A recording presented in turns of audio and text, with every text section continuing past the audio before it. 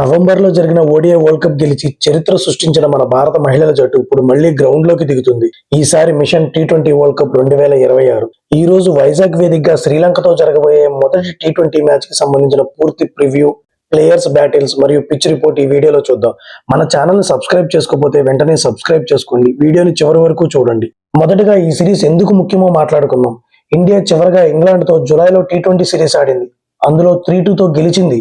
కానీ ఇక్కడ పరిస్థితి వేరు. మన అమ్మాయిలు ఇప్పుడు ఓడిఐ వరల్డ్ ఛాంపియన్స్. ఆ ఆత్మవిశ్వాసంతో 2026లో ఇంగ్లాండ్ లో జరిగే టీ20 వరల్డ్ కప్ కోసం ప్రిపరేషన్ ఇక్కడి నుంచే మొదలవుతుంది. ఆ వరల్డ్ కప్ కు ముందు మనకి కేవలం 11 టీ20 మ్యాచ్లు మాత్రమే ఉన్నాయి. అందుకే ఈ 5 మ్యాచ్ల సిరీస్ చాలా కీలకం. మరోవైపు శ్రీలంక జట్టు మార్చి తర్వాత మొదటి టీ20 సిరీస్ ఆడుతుంది. వాళ్ళు తమ సీనియర్స్ ను పక్కన పెట్టి యువ క్రీడాకారులతో ఒక కొత్త జట్టును పరీక్షిస్తున్నారు. టీమ్ న్యూస్ విషయానికి వస్తే ఇండియా బ్యాటింగ్ ఆర్డర్ చాలా స్ట్రాంగ్ గా ఉంది. స్మృతి మందాన, జోమియో రోడ్రిక్, షఫాలి వర్మ సూపర్ ఫామ్ లో ఉన్నారు. లాస్ట్ వరల్డ్ కప్ తర్వాత మన వాళ్ళు టీ20లో అటాకింగ్ గేమ్ ఆడుతున్నారు.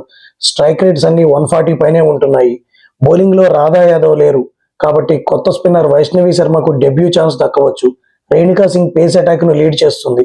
శ్రీలంక విషయానికి వస్తే కెప్టెన్ చమీరా ఆటపట్టు మీదనే ఎక్కువ భారం ఉంది. వికెట్ కీపర్ అనుష్క సంజీవిని పక్కన పెట్టారు కాబట్టి కౌశిని నృత్యాంగన కీపింగ్ చేసే ఛాన్స్ ఉంది. ముఖ్యంగా మనం గమనించాల్సిన ప్లేయర్ శశిని గిమ్హాని. ఈమె 2 చేతులతో బౌలింగ్ చేయగలదు. రీసెంట్ గా అండర్-19 మ్యాచ్ లో బాగా ఆడింది.